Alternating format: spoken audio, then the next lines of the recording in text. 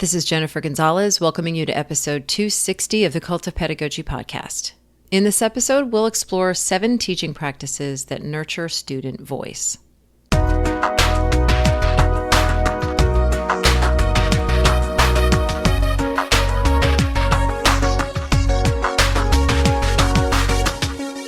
In our efforts to improve school, especially in the United States, student voice has really gotten lost. We focus on test scores, top-down curriculum, and measures of success that never quite get to the humanity of our students.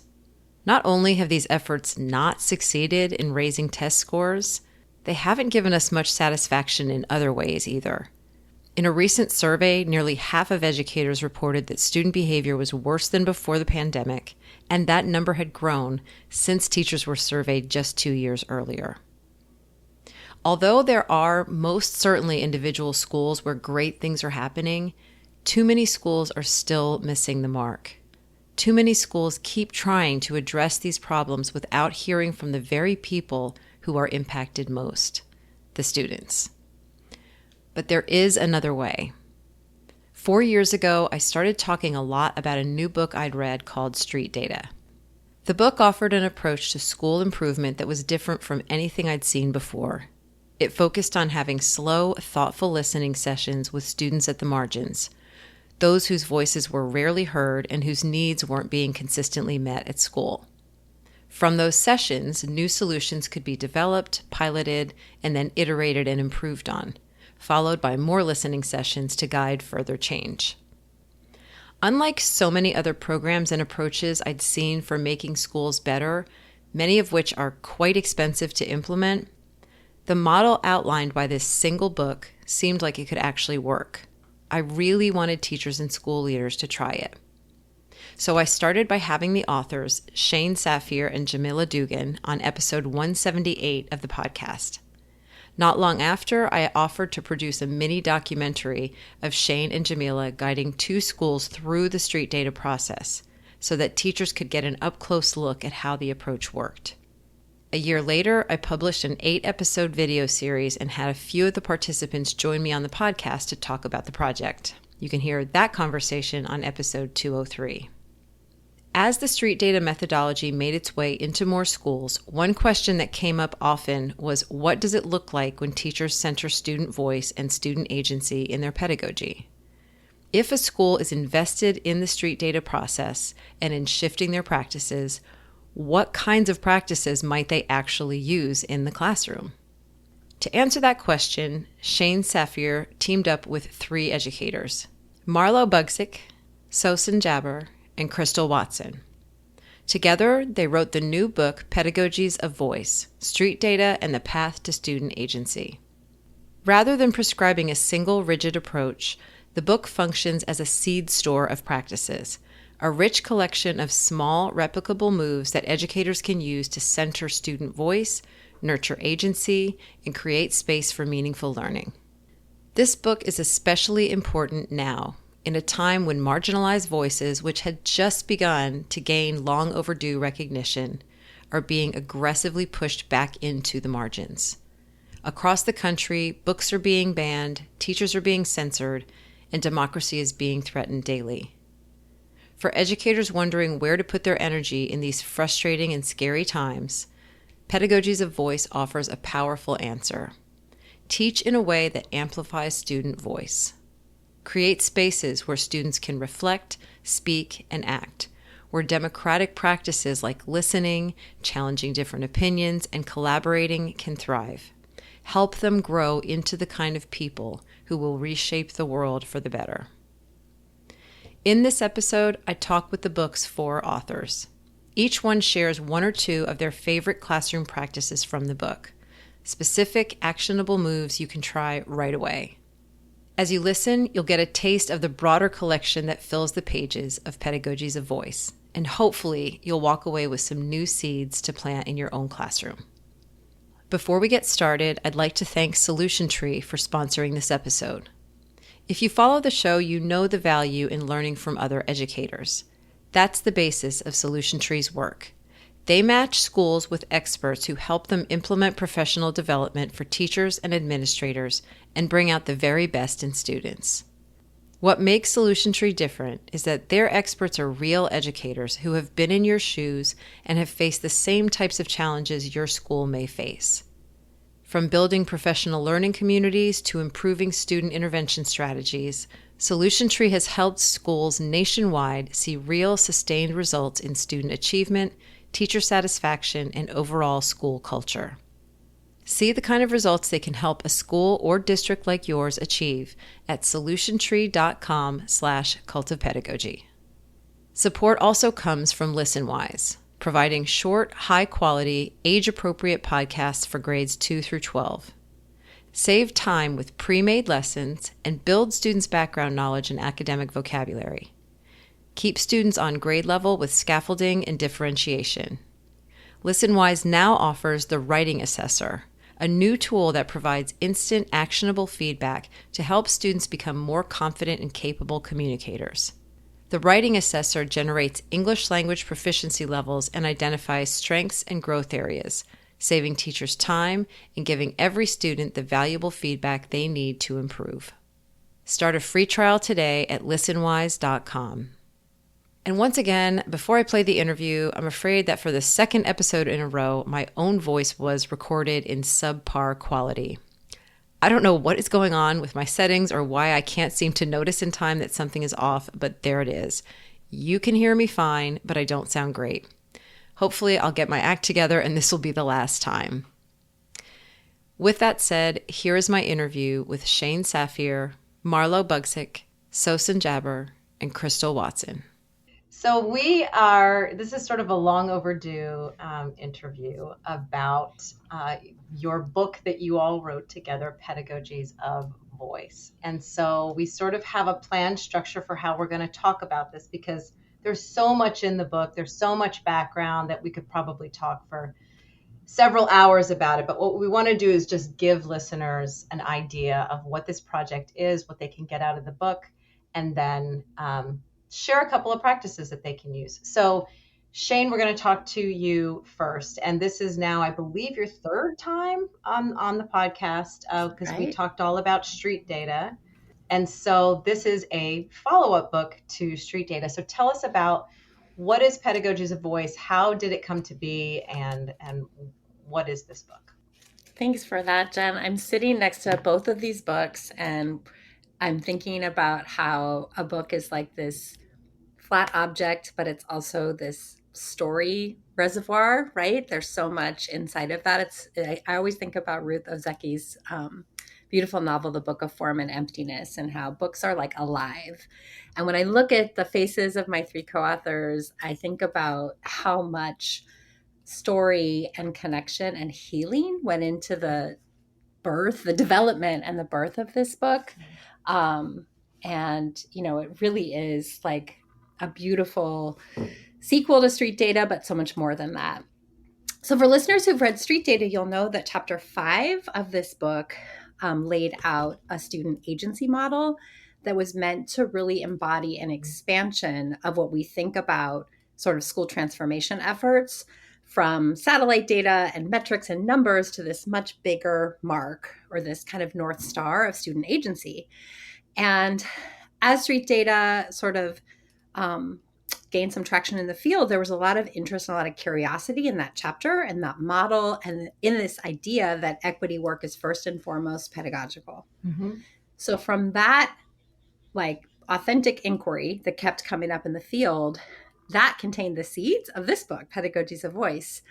And the four of us came together in this really organic way, and we used the equity transformation cycle, which I know you're super familiar with, Jen, mm-hmm. from chapter 4 of Street Data, to actually just talk to educators across North America. We did 5 focus groups, and we just asked people, what are you wanting to read right now? What are you wrestling with in your practice? What do you feel needs to be said about student voice and agency in the moment that we're in right now?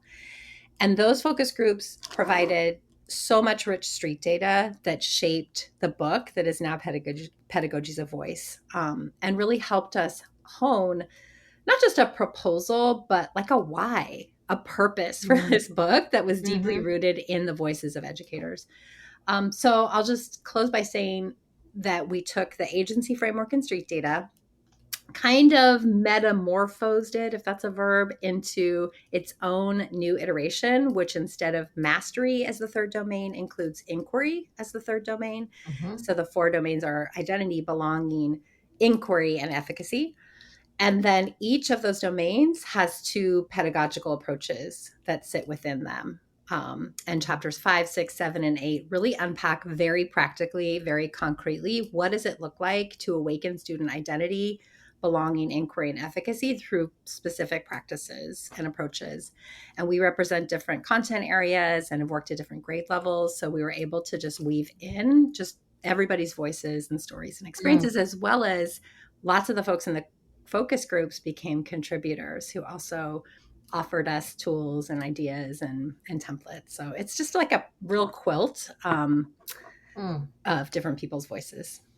I like that. That's a really nice metaphor. It's a quilt. And that's how it feels. I mean, literally almost in the way of the design of the book, because you can look at almost any page and there are sort of like patches there kind of like thrown on of like, here's another idea and here's something else you can add if you like. And so it's cool. Okay. Thank you so much for that introduction. And so I, didn't mention this earlier, but now when I think about you pulling this group together, I think it would probably make more sense rather than having me introduce your collaborators.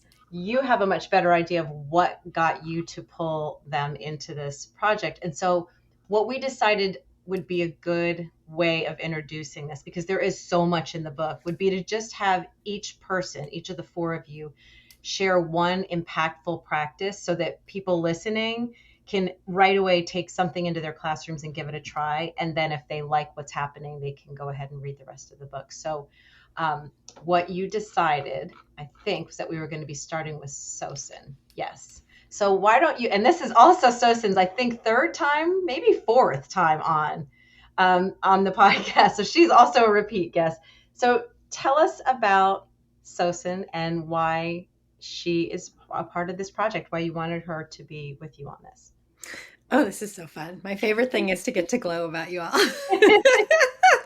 So Sawsan is, for anyone who follows her, knows that she is brilliant and that she is deeply rooted in the classroom and pedagogy, and has been enacting many of the practices in this book throughout her 25-year career.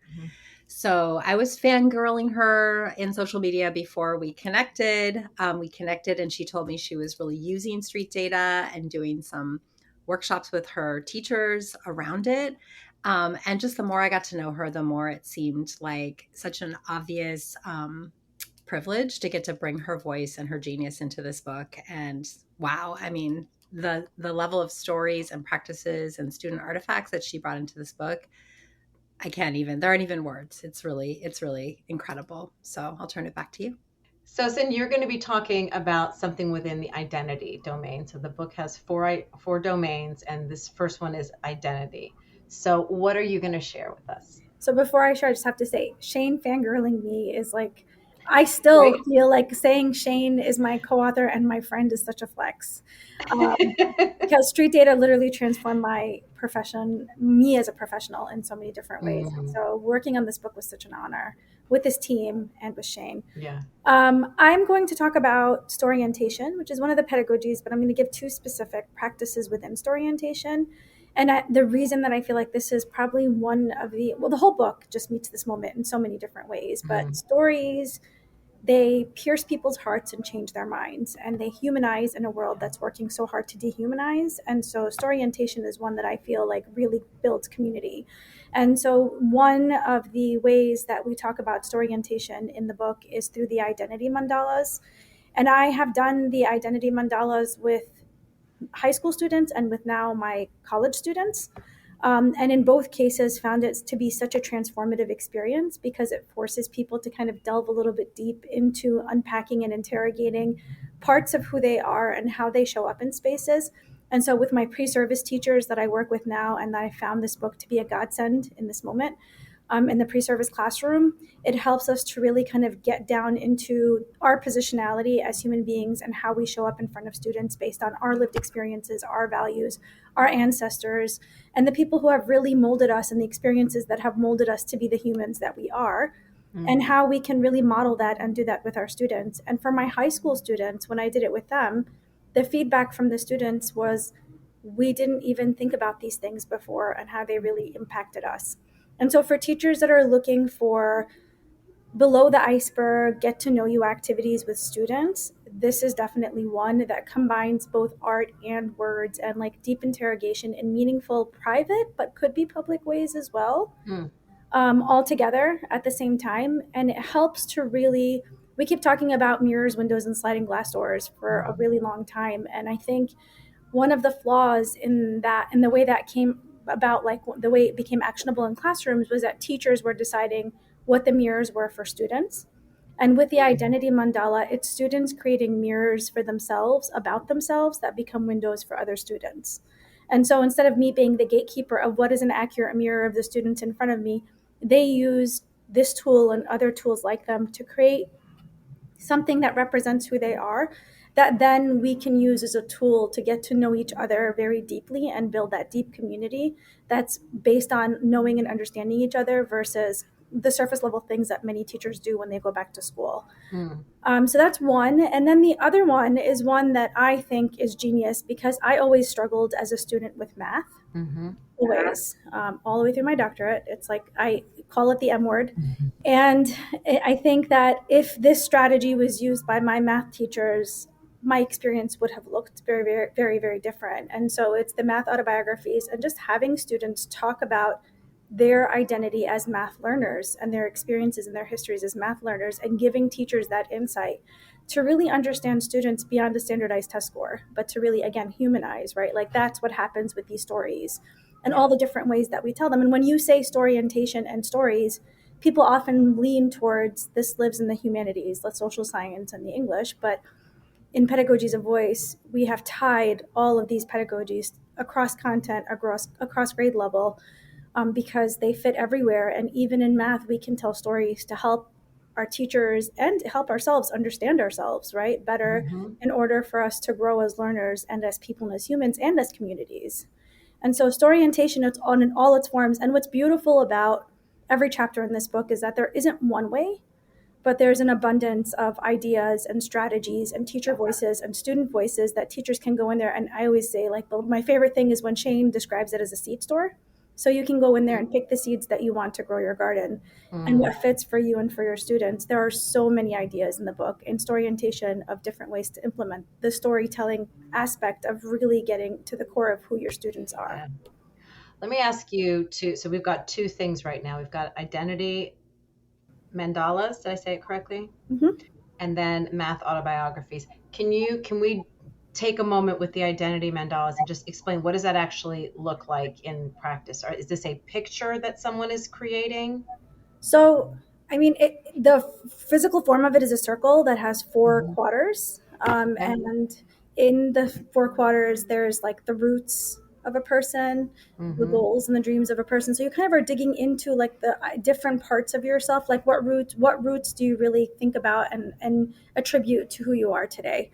And it could look like anything. So the way we did it with both sets of students and the way it's presented in the book is that it's a combination of art and words, but we've done it together as a team several times, and some of us have done only art and some of us have done only words. And so it really can be whatever you want it to be. I can't think off the top of my head what the four quarters of it are. They're roots. I don't know if anybody knows off the top of their head or has it in front of them. Roots, relationships, maybe events and hopes and dreams or something like that. That's okay.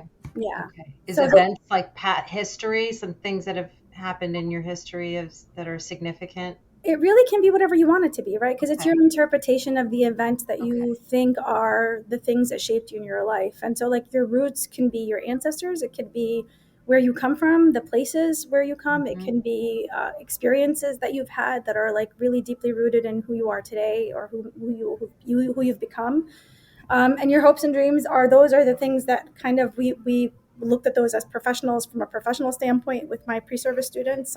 Some people looked at it as future ancestors and what footprints they wanted to leave behind. So really, I think the choice and freedom and agency that's built into the task itself gives people the opportunity to really also build themselves and weave themselves into it in ways that it's meaningful for them. There is no right answer or wrong answer. Yeah. It's who you are and how you see yourself, and it's about really holding a close mirror to yourself in order for you to do a deep dive and ask yourself questions that I don't know that in education we often ask our students to ask themselves, right? And it's that part of like, I care enough about you to want to know these things about you, but also like I ask sometimes my students questions about their own ancestry, and oftentimes in some spaces there's such a deep need to assimilate that they don't know the answers to some of those questions. And so with tasks like this one, or like not, I don't want to call it a project, but like these tools, I think that there sometimes is a push to get students to really do that deep dive. And especially for teachers, one of the things that I think we talk about with Pedagogies of Voice is that every single practice in the book is something that can be applied with leadership to teachers as well. You can't do an identity mandala with students if you haven't asked yourself those questions first. And so with the pre-service teachers, if you have a really strong, deep-rooted understanding of who you are, it's going to help you understand how you show up in front of students who don't look like you and students who look like you. Right? Because of our kind of complexity and our nuances in the identities that we bring to the surface, especially as teachers. If a teacher's doing this with students, then it sort of sounds logical that a teacher would present their own mandala to the class first as an introduction to the project. And you had said earlier, I think publicly or privately, so these would be shared either directly with the teacher or maybe not at all, or shared with the class in some way or not. Yeah, I think that choice always has to be there, because if you're asking, one of the ways of being that we talk about in chapter 4 is vulnerability.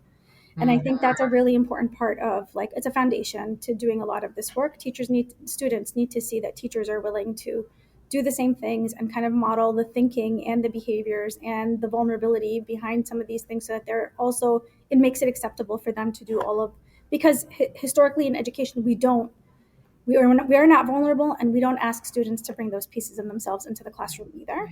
And so all of a sudden they have a teacher out of many teachers who's saying, hey, I am welcoming you to bring your language, to bring your identity, to bring your ancestors, and I'm validating your ways of knowing and who you are in this space. A lot of times they don't know what to do with that. And so by modeling it, that helps to make it more acceptable and more tangible for many kids who haven't had that experience prior. And sharing, I think, I personally always give students the opportunity to not share if they feel like it's too personal or they're not ready to share, but always talk to them about how important it is for us to build community and encourage them to share and feel more comfortable as time progresses. But if you're doing this very early in the year, chances are you haven't built enough community to share them publicly yet. And then the math autobiography, I'm guessing that could be like a written thing. It could be a piece of art also. And this would also be maybe something that the teacher would model first. 100%. And I've been doing a lot of vlogging in my classroom too, because I feel like putting faces to names, and it could be anything as like open up your iPhone and press record in a camera, but like have a conversation so that it feels more human than reading a blog post or submitting a paper or whatever. And that also gives them the opportunity to integrate their mother tongue and their languages, and the body language that you often miss when you are reading a paper is included in a vlog. So I feel like that's something too that can be translated into many modes depending on the students that are in front of you and the preferences in which they choose to communicate. Nice. Excellent. Thank you so much for sharing that. So we're going to move now to the next domain, which is the domain of belonging. And so, Shane, I'm going to ask you to introduce Crystal, who is going to be sharing practices from that domain. So it is my honor to introduce Dr. Crystal M. Watson, who just received her dissertation doctorate a couple weeks ago. And it's a little funny to me that I connected with both these brilliant women and thought leaders through Twitter because of the current state of Twitter. But that is the truth. That is the real story.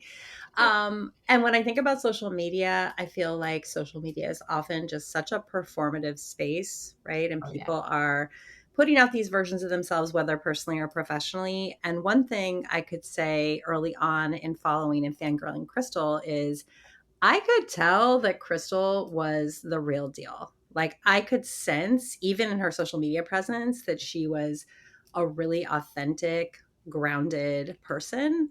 And it just came through in like her relationality, the way she connected so graciously with like other educators and other scholars. And I think I just reached out to her. I slipped into her DMs, as they say, and was like, wow, I love the way you move in the world and the work. I'm just so touched by it.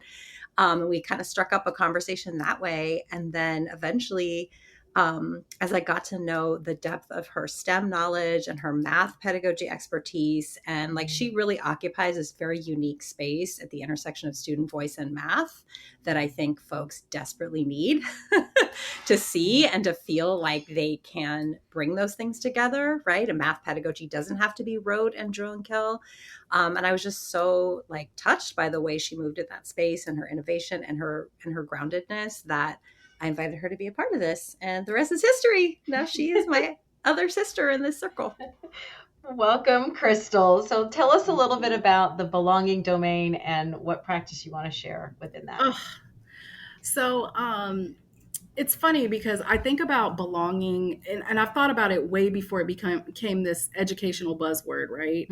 When I am a career changer, and when I came into knowing that I wanted to be an educator, I was interviewing, and the interviewer asked me, Emily Campbell, she asked me, what do you want to teach? And I said, anything but math.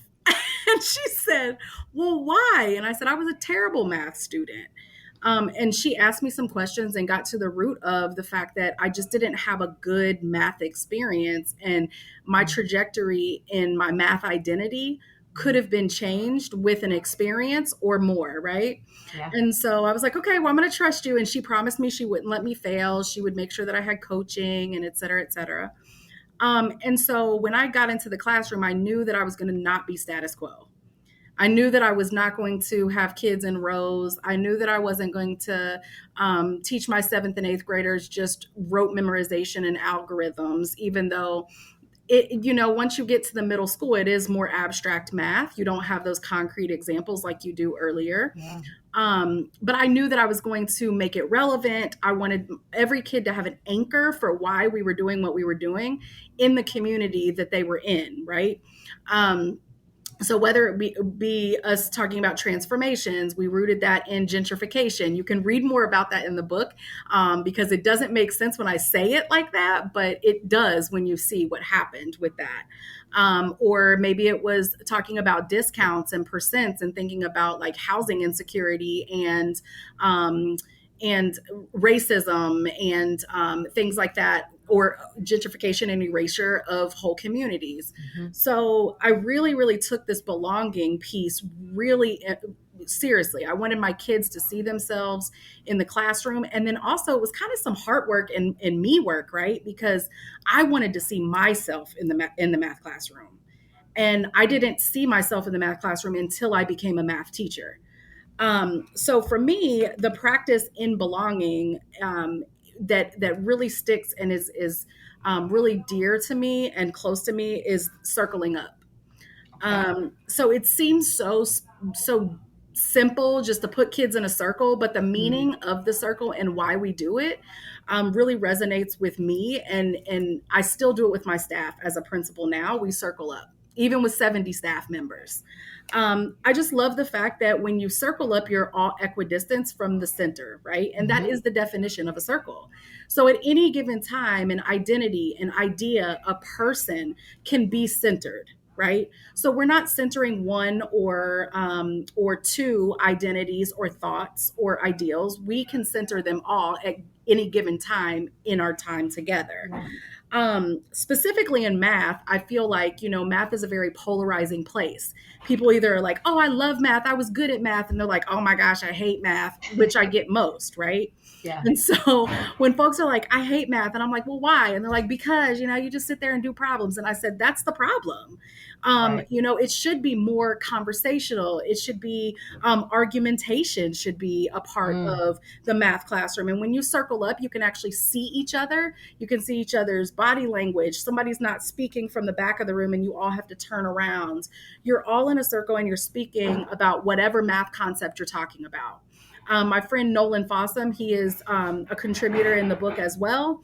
He actually taught math in Orange County, and he did a lot of circles with math. And the kids would have their math books, notebooks in a circle, no desks in his room, and they would just like debate and talk about and grapple with math concepts and how they showed up in the real world. You know, those types of things and how they were meaningful to kids. So for me, it's more about the students that I've come to have the privilege to teach, right? Because I tell all my parents this: parents have choices. Even when you think that parents don't have choices because you're their neighborhood school, they have choices. They could homeschool, they could go to charters. So we should all see it as a privilege that parents are sending their kids to us. They're sending their best to us. They're not keeping the kids that they want to keep to themselves at home. Like, everybody is coming to you, right? And they're sending their best to you. And they expect that we're caring for them the same way that we would our own children. And the kids that I've talked to have really talked about how math has been a place that is very constricting for them. They're not able to be creative in the space. They're not able to like have an opinion because there's nothing to have an opinion about because it's either right or wrong. And so circling up and just a lot of the strategies within all of the domains, but belonging in particular, allows students to bring their lived experiences into the math classroom, which is creative enough, right? And it doesn't separate math from what they do after school, how they interact with their peers. It doesn't separate their home life from their school. It integrates all of it. And we show that creativity does have a place in the math classroom, and stories, like Sawsan said, stories are what bring us together and mold us, right? So stories also have a place in the math classroom. Okay, so really it is very simple. Just the physical placement can sort of confer a sense of belonging to everyone in the room. And that, it sounds like for a lot of people, math is a place where we don't see that happening often. It's where it's needed really badly. All right, we're going to move to the third domain, which is inquiry. We've done identity, belonging, and now this is 3 out of 4, which is inquiry, which, Shane, you've decided to take that one. And then we're going to move to Marlo for the last one. So tell us a little bit about this domain and then what practice you want to share. Okay. So yeah, I get to talk about chapter 7, which is called Pedagogies that Awaken Inquiry. And every chapter has a credo. I don't know if we mentioned that earlier, but the credo here is your ideas matter here. This is what we want students to feel when they come into the classroom. And I have a lot of passion for this chapter and just this whole concept of inquiry-centered classrooms. I'm just going to read like one little passage from page 169 of the book. It says, inquiry-centered classrooms tend to revolve around open-ended questions that have no right or wrong answers, but rather invite thoughtful responses, dialogue, and sometimes controversy. In such classrooms, students' viewpoints, ideas, and opinions are central to every dimension of the learning process. And when I think about why this pedagogy in this chapter really speaks to me, I can't help but think about the state of our democracy, the sort of fragility, the life support that democracy seems to be on, not just in our country, but in others as well. Yeah.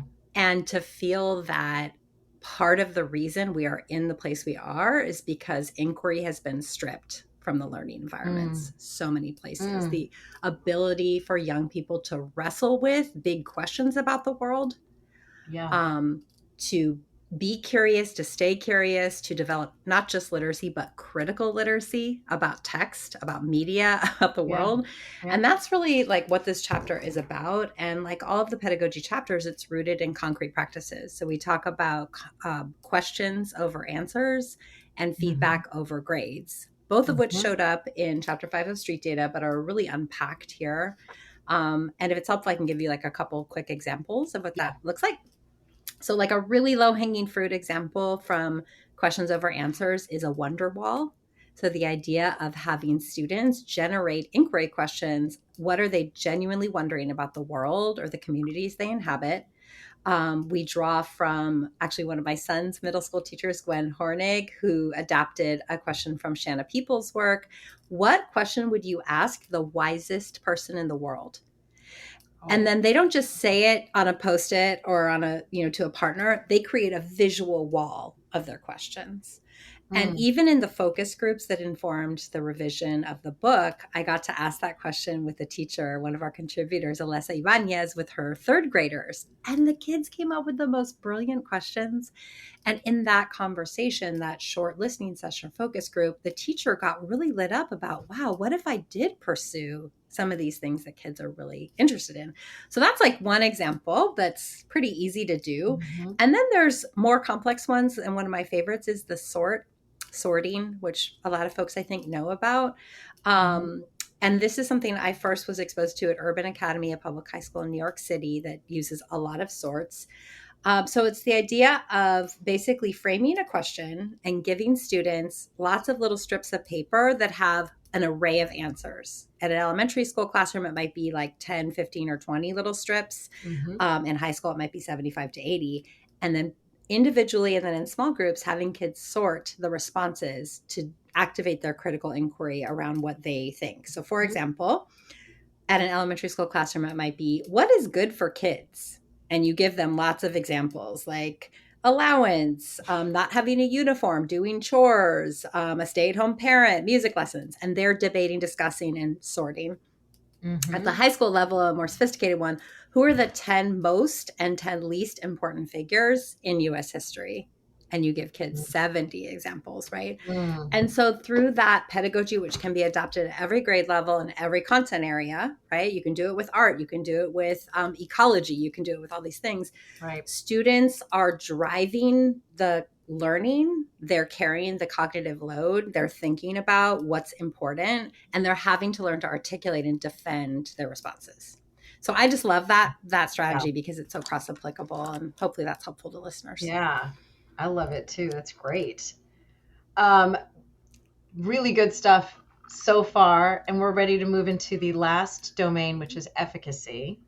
And so Marlo is going to take that. So introduce us to Marlo. Now I get to glow about Marlo. This is so fun. Okay, so Marlo and I, in our group, we're the only two who got to know each other in person first, in real life, because we live near each other. We live like a mile from each other in Oakland, California. But we actually became colleagues in San Mateo Unified High School District, where Marlo is now the Director of Professional Learning. What's your title again? The Learning Coordinator. Professional Learning Coordinator. At the time, he was situated in a really amazing continuation high school in this large, very diverse public high school. He was a teacher leader there and an English teacher. And I got to watch and witness and sense what a force of nature he was and is, and how much Marlo moves from this like very deep moral imperative, but not in this kind of pie in the sky, like woo woo way, but a moral imperative that's rooted in practice, that's rooted in pedagogy, right? That actually activates these very specific moves that serve and accelerate the learning of the most marginalized kids in the system. So when people read this book, chapter 2 features his relationship with a particular student, a multilingual learner from Guatemala named, who we call Andy in the book. And it's a beautiful story. He generously shared it and unpacked it. And it's connected to the street data, levels of data model, but also to Marlo's practice at the time and how he transformed as an English teacher by like walking alongside and sitting alongside this student who was in a very, very vulnerable place, having immigrated as an unaccompanied minor and just been through so many different things. So I'll just say that you will hear from him in a minute, but his voice is true and clear and compelling. And I just feel so privileged that he's been a part of this. I was watching Marlo's face as you described him as a force of nature. He's just like, oh, it's something to be described that way. Marlo, welcome. Please tell us about the domain of efficacy. Absolutely. I'm so honored to be here. And I want to transition and use that force of nature because I think I've been twice now I've gotten the feedback that I'm a quiet storm, so I receive that, all of that, because I don't. I really move in the world with this ethos of you don't have to be the loudest in the room to get heard, and it Mm. really drives my own pedagogy and my own inquiry around students. And efficacy is one of my favorite ones because of what it's taught me and how to build it and how to prompt students to start to believe in their own self-efficacy. And so the credo for this is you can make a difference around the things that matter to you. And that, just hearing that and then reflecting on my own practice over 10 years in the classroom, I was always, and speaking of Andy, who is featured, in chapter 2, I was always really attracted to not the loudest voice in the room because I know that our system silences and oppresses those so deeply that they just try to pass by because of the way that they've been disenfranchised. And to me, those are my highest concerns because that is even more marginalized. Those students with behaviors are coming up and they are communicating. That's data. So once I got right with that and how to attend to those needs, it was really digging deeper into the classroom, into these quiet corners, to try to interrogate how do I excavate and try to blossom the self efficacy that I know is possible within all my students. And so there's two pedagogies in efficacy, but I'm really going to focus on reflection and revision, which I look back and I'm so proud to just even offer this to the world because it's been iterated on. And while it is situated in two inquiries, like it's just after 10 years of teaching, the small micro moves that you just make it more impactful. So the first move in efficacy is Monday intentions. And I was like, in my mind, the big inquiry was, how do I get students to think about themselves? Just, and how many times in their day as a teenager do they get to stop and pause and think about everything, not just my English course, not just the content. So at first it started that way, and then I realized, no, I need to expand this question. So the question is, or I'm sorry, I quote first. I say, when we set good intentions for ourselves, we become our biggest cheerleaders, always to remind themselves that they need to be their biggest cheerleader. And then I asked students in 3 sentences, think about the week ahead of our classes at your home, at your school, or anywhere else in your life. What actions, tasks, and or things do you want to see happen that you have the control over? And that last bit of what you have control over was really added because at first it didn't have that. But I started to Mm. see that micro shift of because students come to schools with trauma. So they're so situated in big, huge things that they can't control. And I was like, how do I take that? But then kind of guide them to their own sphere of influence. Take that really big thing, but let's reflect on that big thing you may not fix, but what can you do for yourself so that you're better and you're making better choices? Mm. And this was remarkable because it's low stakes. It's 5 minutes to 7 minutes of just private time for yourself.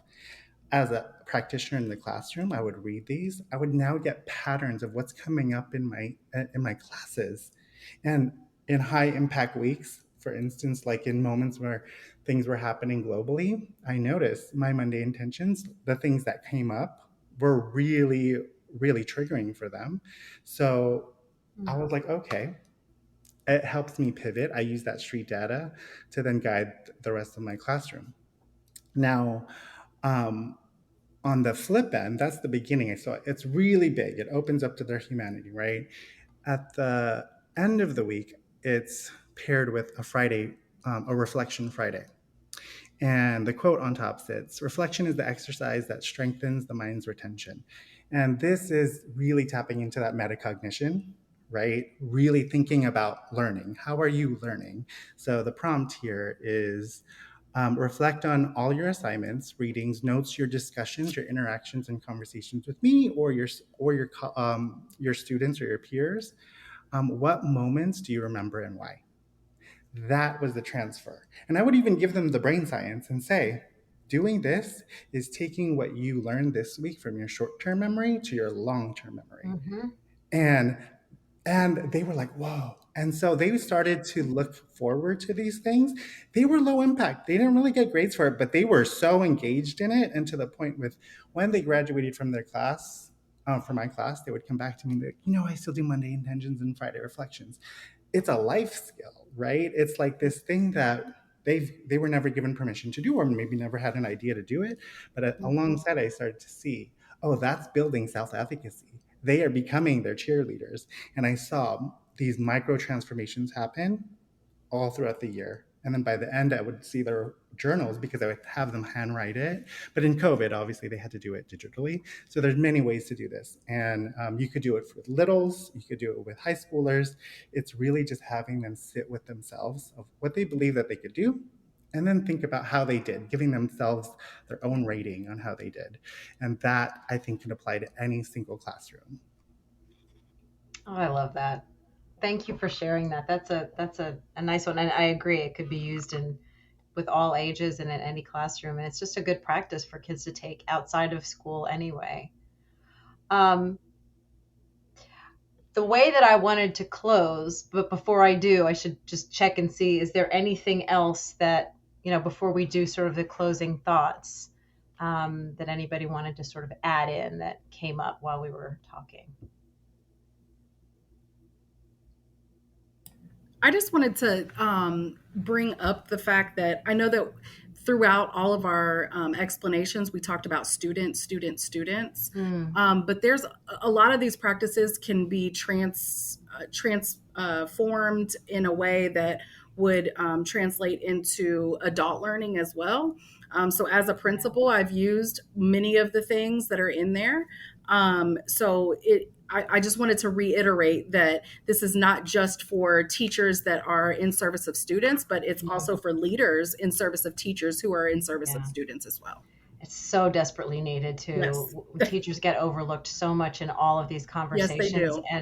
And the work that we do to nurture teachers' spirits, that carries over into every classroom. So it ends up being good for the kids also. Absolutely. I tell my teachers all the time, happy teachers make happy students. Mm-hmm. If y'all aren't good, how do I expect you to have, do good for students? Yeah. So. And if school is supposed to be a place where we're growing as human beings, why shouldn't the teachers continue to be people that are growing also? I mean, it's supposed to be this rich soil to grow these little learners. Like, we should be also there growing right alongside them. So absolutely. I'm glad you reminded us of that, because it did come up earlier, but I think it's worth repeating for sure. Yeah.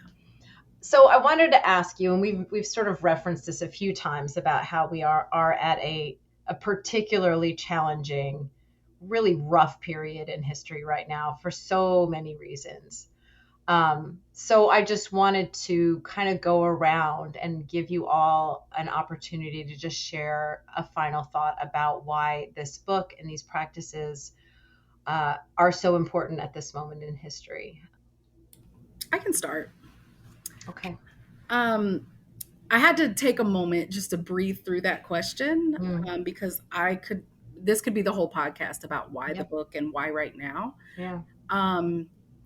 But I will start by saying that teachers are not poured into enough in the right ways, and in ways that help them be more efficient in their jobs, more impactful in their jobs, but also like being able to heal some of the trauma that they've had from being teachers, from being a part of the educational system, right? Yeah. And this book literally is, and this is, I'm quoting folks that have read the book, right? So I'm quoting Phoenicia Hawkins. I'm quoting Shelby Cole. They both said this is like a love letter to teachers. I'm reading the book, and it's like teachers need to feel seen. You are not the enemy. You are doing all the great things, and you are exactly what we need right now. And this book is for you. It's for educators. It's for anyone that is in service of children. Anyone from, our kitchen staff, janitors, in-class teachers, paraprofessionals, all the way up to our administrators. And why right now is because we need it.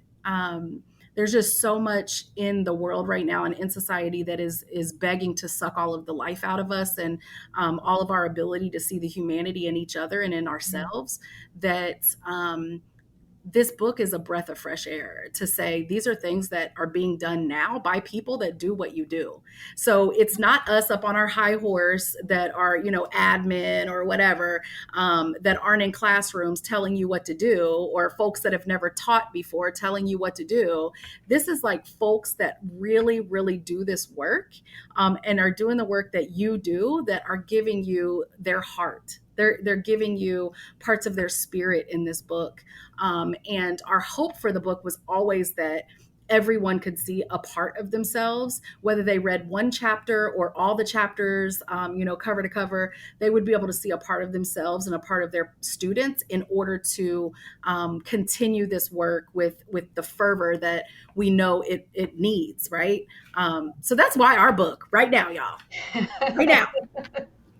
I'm going to piggyback off of Yes. Crystal's and say that this book was also written in solidarity and to exemplify solidarity and to model solidarity and to make solidarity actionable in classrooms for teachers. Like, this is what solidarity looks like in our classroom to all of our students today, the ones at the margins, right? Like, particularly our students at the margins. And it is something that I always call it heart work. Like, education is heart work. We heal through our practices, and we craft the futures of tomorrow in our classrooms every single day. And we can be those that are using our curriculum as a tool or as a weapon, right? That is solely the teacher as a gatekeeper in a classroom. And so I think that we throw around words like differentiation, and we throw on words like equity, and we throw around words like social emotional learning and meeting students' needs.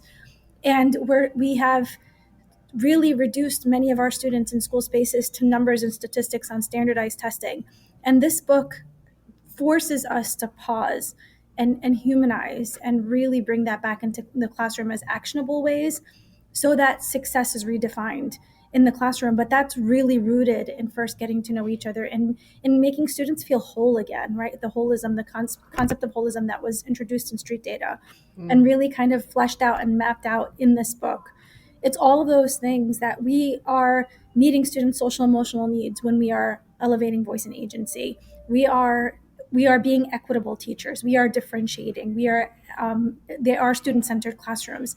This book is not the philosophy like many equity books where it's left to teachers to really sit down and say, okay, but what does this look like in my classroom? It really does it's written for practitioners across the board.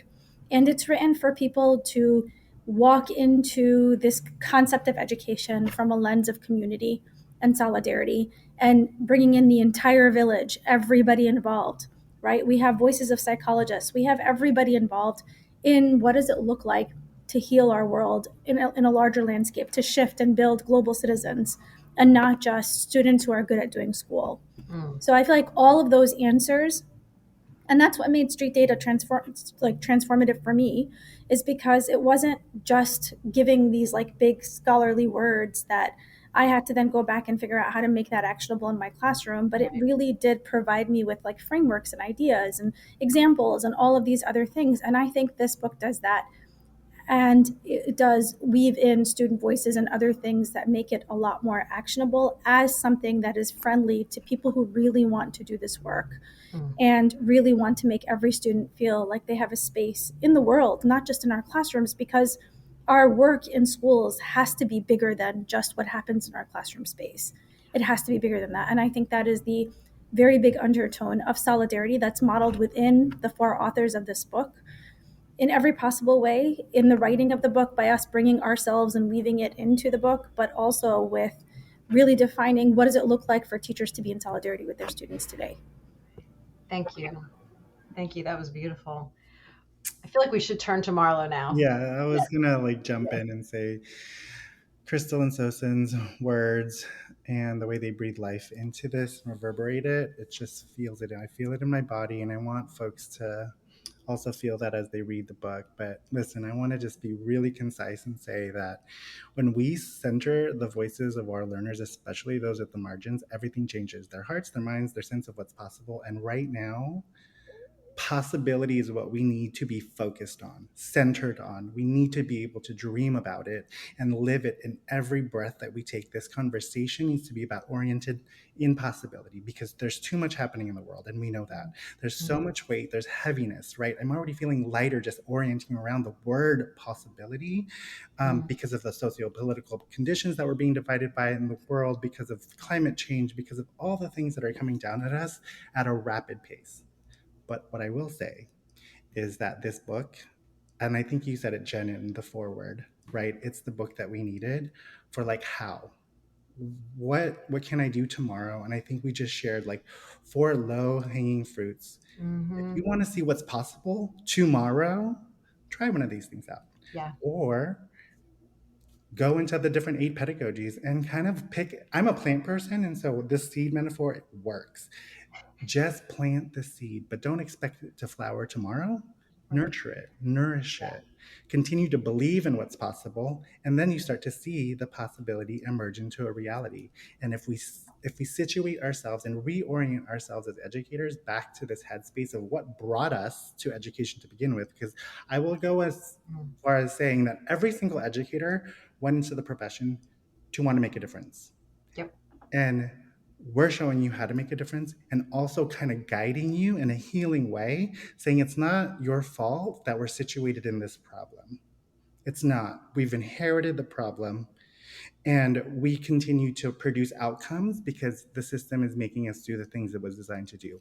Possibility is getting us out of that, and actually, to Sawsan's point, reminding us that we have to be in solidarity with this work. All of us do, and that's the umbrella that we want to capture here. And so we invite anyone to try these things on, to be in dialogue with us, to even fail forward, because we want to see our students fail forward. We want to see our students and education systems build critical learners, thinking about the world that they're going to be building themselves, and for us too. So that's what I offer. Thank you. Shane, you want to wrap this up? That was such a mic drop. I'm still absorbing all those words. I love that you brought back the seeds. So about a year ago, my colleagues know that one of my main personal goal a year ago was I wanted to learn how to grow and nurture plants, because I had basically killed every plant that I ever had before that. And if you went downstairs right now into my living room and dining room, you would see that I have these thriving plants. And I have Marlo in part to thank for that, because he's an amazing plant cultivator. But also, I think this metaphor of what happens when we slow ourselves down and we learn how to tune in and be in relationship with all the living beings around us, which in my home includes these plants. And I think that's a beautiful metaphor for this book, and just the level of care that went into crafting it, and the invitation to readers across the globe to slow down and be in relationship with your students and with your colleagues differently, to know and trust that the answers will emerge when we shift our ways of being, when we disrupt the 10 toxins that we write about in chapter 3. And so the last thing I'll say is, I think I've heard it said that you write the book that you wish you had. And when I think about myself in the Stanford Teacher Education Program in 1996, 97, many moons ago, getting my credential and my master's, Paulo Freire's work was the book that blew my mind and made me think, oh, like, this is the purpose of education. This is what I want to be doing. It's about liberation. It's about critical consciousness, all these things. But it did leave me with a lot of how-to questions. And so when I think of what this offers, and my colleagues talked about it so beautifully, I want to say with a lot of humility that it's in the tradition of Freire's work. We talk about him in chapter 1, but it's a pedagogical guidebook. It's a roadmap. It's an actionable, concrete way to take those theories into your daily practice every day. And I hope that offering speaks to people, and I hope that it really equips people with the next generation skills and capacities they need to transform their practice. Well, thank you all. First of all, thank you for the work that you did on this book. I mean, this is just a slice of what's in that book, but I just feel super honored to be invited in to write the foreword, and then also to just be able to talk with you all and hopefully get more educators reading and then really applying the practices in the book. It's a beautiful piece of work. I hope it's around for a really long time. And thank you all for pouring into it. I know how long you've been working on it too. So thank you so much for all of that. Thank you for having us, and thank you for saying yes to writing. We know you get a lot of those. I told you I say no 90% of the time. So yeah. I don't know what it was that made you say yes, but we are very grateful. Well, it's you. So I was such a fan of street data, and I kind of felt like years ago when I read that, and I was just like, this is the greatest thing ever, that I was probably going to say yes to almost anything else. So connected to that. That's why be careful what you put out there, Jen. I know. I might get that out. But that's why we all said yes. I feel like that's why we all said yes. Right. I mean, when you see something that is really hitting a note in a different way than, because there's a lot of stuff out there. There's so many books out there on education. You know, everyone's trying to like solve this problem. And the way that you and Jamila originally sort of attacked the issue was just so different and so like, yes, that's been sitting there this whole time, you know? So anyway, I want to do whatever I can to support that and whatever grows out of it. And now I've met these I'm pointing at this corner of the screen where Marlo and Crystal are, because I did not know them before this project. And so now it's just keeping expanding. And so, yes. To read a full transcript of this interview and get links to purchase Pedagogies of Voice, visit cultofpedagogy.com, click podcast, and choose episode 260. To get a regular email from me about my newest blog posts, podcast episodes, courses, products, and speaking services, sign up for my mailing list at cultofpedagogy.com/subscribe. Thanks so much for listening, and have a great day.